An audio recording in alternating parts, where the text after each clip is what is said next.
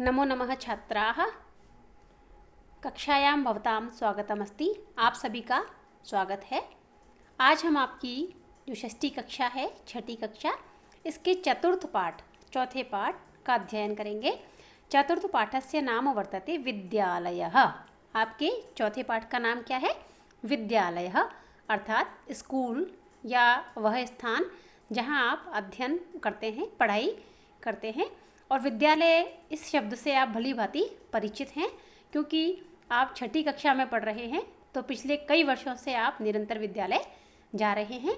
तो इसी संबंध में यह एक पाठ है। आइए इसका अध्ययन करते हैं। यह भी एक विद्यालय का चित्र है। एतत् चित्रम एकस्य विद्यालयस्य वर्तते। और आपका भी अपना एक विद्यालय है जिसके बारे में आप सभी जानते ही हैं। तो आइए इस पाठ का अध्ययन प्रारंभ करते हैं। प्रथम पंक्ति, एषः विद्यालयः। एषः, एषः अर्थात यह, विद्यालयः अर्थात विद्यालय है। अत्र, अत्र अर्थात यहाँ पर, छात्राः अर्थात विद्यार्थी या बच्चे, शिक्षकाः अर्थात जो उनको पढ़ाने वाले शिक्षक गण हैं, और शिक्षिकाः अर्थात जो शिक्षिकाएं हैं, च अर्थात और, संति का मतलब होता है हैं। यह एक विद्यालय है और इस विद्यालय में अर्थात यहाँ पर जो बच्चे हैं पढ़ने वाले और जो शिक्षक हैं, शिक्षिकाएं हैं, वे सभी यहाँ पर हैं। आप देख सकते हैं विद्यालय में बच्चे पढ़ रहे हैं। तो जिस प्रकार आपके विद्यालय में होता है, यहाँ भी विद्यालय में बच्चे भी हैं और शिक्षकगण और शिक्षिका सभी इस विद्यालय में भी हैं। अग्रे चलामः। एषा संगणकयंत्र प्रयोगशाला अस्ति। एषा, आपने यहाँ देखा प्रथम जो गद्यांश था उसमें था एषः, और यहाँ आया है एषा। एषा अर्थात यह, किंतु यह आया है स्त्रीलिंग में। अब स्त्रीलिंग शब्द कौन सा है? तो वो है प्रयोगशाला। प्रयोगशाला किसकी है? संगणक यंत्र। संगणक अर्थात कंप्यूटर। जो कंप्यूटर होता है उसे संस्कृत में संगणक बोलते हैं, संगणक यंत्र बोलते हैं। और ये जो प्रयोगशाला है, ये पूरी प्रयोगशाला सभी कंप्यूटर्स की है, संगणक यंत्रों की है। एतानि संगणक यंत्राणि सन्ति। एतानि अर्थात ये सब, ये जो हमें दिखाई दे रहे हैं, ये सब क्या है? ये संगणक यंत्राणि अर्थात कंप्यूटर्स, ये सभी हैं। आपके विद्यालय में भी जो प्रयोगशाला होती है, जो लैब होती है कंप्यूटर की, उसमें कंप्यूटर्स होते हैं। ऐसे ही इसी विद्यालय में भी संगणक यंत्र प्रयोगशाला अर्थात कंप्यूटर लैब में कंप्यूटर हैं। एतत् अस्माकं विद्यालयस्य उद्यानम् अस्ति। तृतीय जो गद्यांश का प्रथम शब्द वो क्या है? एतत् अर्थात यह। यह अस्माकं यानी हमारे, विद्यालयस्य अर्थात विद्यालय का, उद्यानम अर्थात बगीचा, अस्ति अर्थात है। जब संस्कृत में कोई चीज़ एक वचन होती है, एक होती है, तो उसके लिए क्या आता है? अस्ति। क्योंकि बगीचा कितना है? एक, अतः यहाँ आ गया अस्ति। तो एतत्, एतत् जो है यह के लिए आता है। और अभी हमने, जैसा कि आप पीछे जाके देखें तो यहाँ पढ़ा था हमने एषा, और उससे भी पीछे जाते हैं तो हमने पढ़ा था एषः। तो हमने देखा एषः, एषा और एतत्, जो तीन शब्द लगातार आए हैं और तीनों का अर्थ है यह। तो ये हम पहले, दूसरे और तीसरे पाठ में पढ़ चुके हैं। पुल्लिंग के लिए एषः, स्त्रीलिंग के लिए एषा, और नपुंसकलिंग शब्दों के लिए एतत् आता है। और ये उद्यानम जो है ये नपुंसकलिंग शब्द है, अतः यहाँ आया है एतत्। तो एतत् अस्माकं विद्यालयस्य उद्यानम अस्ति। ये हमारे विद्यालय का उद्यान है। और उद्यान में क्या है? उद्याने पुष्पाणि सन्ति। उद्याने पुष्पाणि अर्थात फूल। उद्यान में क्या है? फूल हैं, बहुत सारे फूल जो हमें दिखाई दे रहे हैं ये उद्यान में हैं। और वयम अर्थात हम सब, हम सब जो बच्चे हैं, अत्र क्रीडामः। विद्यालय के उद्यान में क्या करते हैं हम सभी? क्रीडामः। जैसे कि आप अपने स्कूल के बगीचे में खेलते हो ना, तो इसी प्रकार ये बच्चे कह रहे हैं कि वयम अत्र क्रीडामः, हम यहाँ खेलते हैं। पठामः च। और विद्यालय सिर्फ खेलने थोड़ी जाते हैं, तो और क्या करते हैं, पठामः, और पढ़ाई भी करते हैं। तो हम सभी बच्चे इस बगीचे में खेलते भी हैं और पढ़ते भी हैं। तो ये हमारे विद्यालय का बगीचा है। आगे बढ़ते हैं।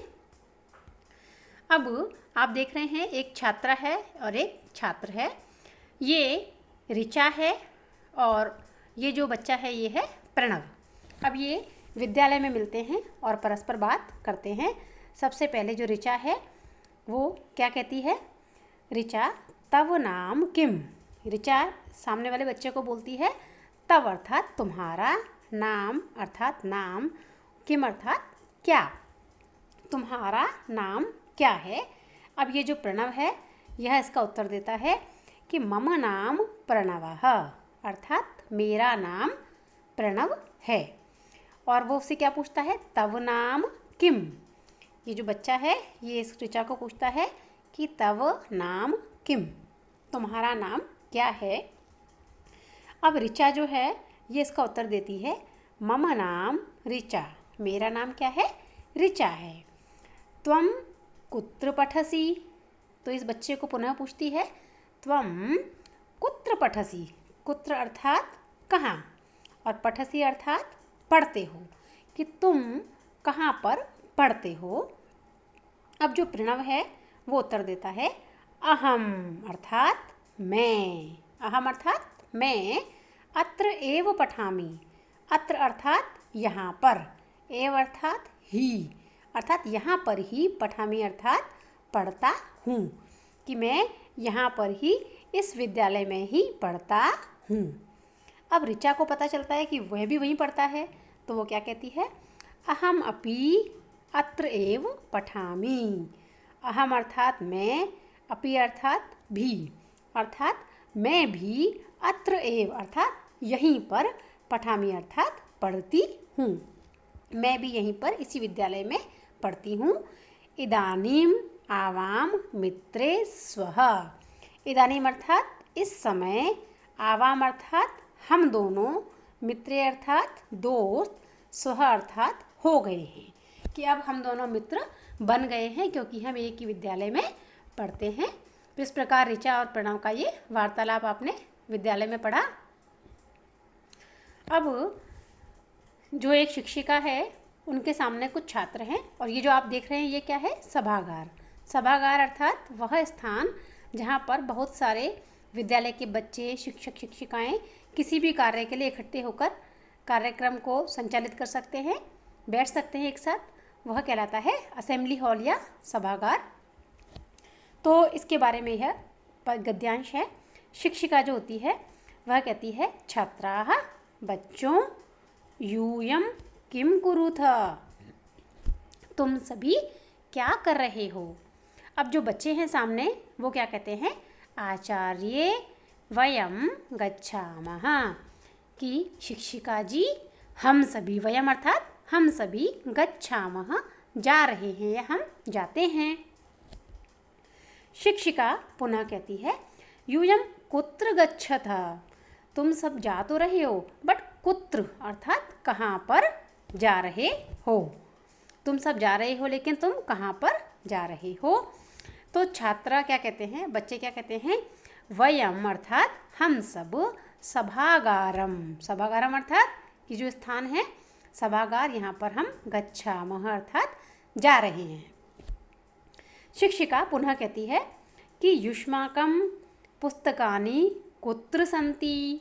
अब शिक्षिका क्या कहती है कि भैया विद्यालय में हो, आपकी पुस्तकें कहाँ हैं। युष्माकम अर्थात तुम सबकी, पुस्तकानि अर्थात पुस्तकें, कुत्र अर्थात कहाँ, संति अर्थात हैं, तुम सभी की पुस्तकें कहाँ पर हैं। बहुवचन है, पुस्तकें ज़्यादा हैं इसलिए आ गया संति। अब बच्चे क्या उत्तर देते हैं कि अस्माकं पुस्तकानि अत्र सन्ति। अत्र अर्थात यहाँ पर, हमारी पुस्तकें हमारे पास ही यहीं पर हैं। छात्र उत्तर देते हैं कि हमारी पुस्तकें हमारे साथ यहीं पर हैं। इस प्रकार शिक्षिका और छात्रों का वार्तालाप आपने भी यहाँ पढ़ा। अब अग्रे चलामः।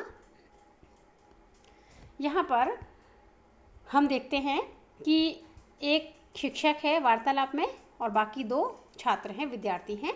अब उनका वार्तालाप, ये एक वचन और सामने द्विवचन का वार्तालाप है। इससे पहले हमने जो पढ़ा था ये देख सकते हैं आप, यहाँ जो था ये एक वचन शिक्षिका का था और यहाँ छात्र बहुवचन में थे। किंतु हम जब यहाँ देखते हैं तो यहाँ शिक्षक एक वचन है और जो छात्र अर्थात 2 ही विद्यार्थी हैं, यानी कुल 3 लोग हैं, एक शिक्षक और 2 बच्चे। तो जो बच्चे हैं वो जो भी बोलेंगे वो द्विवचन होगा, तो इस बात का ध्यान रखें। शिक्षक, छात्रौ युवां किं कुरुथः। हमने देखा कि द्विवचन है इसलिए यहाँ पर थ के बाद में विसर्ग है, क्योंकि बहुवचन में विसर्ग नहीं होता, ये द्विवचन का रूप है, अतः यहाँ पर विसर्ग आए हैं। मध्यम पुरुष है कि छात्रों तुम दोनों किम कुरुतः, तुम दोनों क्या कर रहे हो। अब जो दोनों बच्चे हैं वो क्या उत्तर देते हैं, आचार्य अर्थात गुरुजी, आवाम अर्थात हम दोनों, श्लोकम अर्थात श्लोक को, गायावह अर्थात गा रहे हैं। कि गुरुजी या शिक्षक जी, आचार्य जी, हम दोनों तो श्लोक को गा रहे हैं। अब शिक्षक का अगला जो वाक्य है वो है शोभनम अर्थात बहुत अच्छा, आप अच्छा कार्य कर रहे हैं। शोभनम अर्थात बहुत ही अच्छा। किम युवाम श्लोकम न लिखतः, लेकिन किम अर्थात क्या, युवाम अर्थात तुम दोनों, श्लोकम अर्थात श्लोक को, न अर्थात नहीं, लिखतः अर्थात लिखते हो, लेकिन तुम श्लोक को क्या नहीं लिखते हो। अब छात्र क्या उत्तर देते हैं, आवाम लिखावह, हम दोनों लिखते हैं। कि गुरुजी हम श्लोकों को लिखते भी हैं। पठावह, हम श्लोकों को पढ़ते भी हैं, ये भी द्विवचन है तो पठावह, पढ़ते भी हैं। गायावह, हम श्लोकों को गायावह अर्थात गाते भी हैं। और चित्राणि अपि रचयावह, और हम सिर्फ गाते ही नहीं हैं, चित्राणि अपि रचयावह, हम श्लोकों के चित्र भी रचयावह अर्थात बनाते हैं। ये जो रचयाव है, लिखाव, पठाव, गायावह और रचयावह, इन सभी में सामान्य बात यह है कि ये सभी द्विवचन के रूप हैं और उत्तम पुरुष के रूप हैं। आप देख सकते हैं जो तुम या सामने वाला जो प्रश्न है वो सभी किसमें है, वो है मध्यम पुरुष में, जैसे कुरुतः, लिखतः, ये सभी मध्यम पुरुष के रूप हैं। और लिखावह, पठावह, गायावह और रचयावह, ये सभी उत्तम पुरुष मध्यम पुरुष के रूप हैं। शिक्षक, शिक्षक क्या कहते हैं, बहुशोभनम, बहुत अच्छा, अर्थात आप बहुत अच्छा कार्य कर रहे हैं, क्योंकि आप श्लोक लिख रहे हैं, पढ़ रहे हैं, गा रहे हैं और चित्रों को भी बना रहे हैं। तो इस प्रकार हमने देखा कि विद्यालय जो पाठ है उसे हमने भी अच्छे से पढ़ा है। आशा है आप सभी को समझ में अवश्य आया होगा। और इसके अतिरिक्त जो अगला पाठ होगा वो पंचम पाठ से पहले जो आपका संस्कृत का सामान्य ज्ञान है जो हमने अभी तक पढ़ा है उस पर आधारित होगा। तो हम संस्कृत का सामान्य ज्ञान अगले पाठ में प्राप्त करेंगे। धन्यवाद।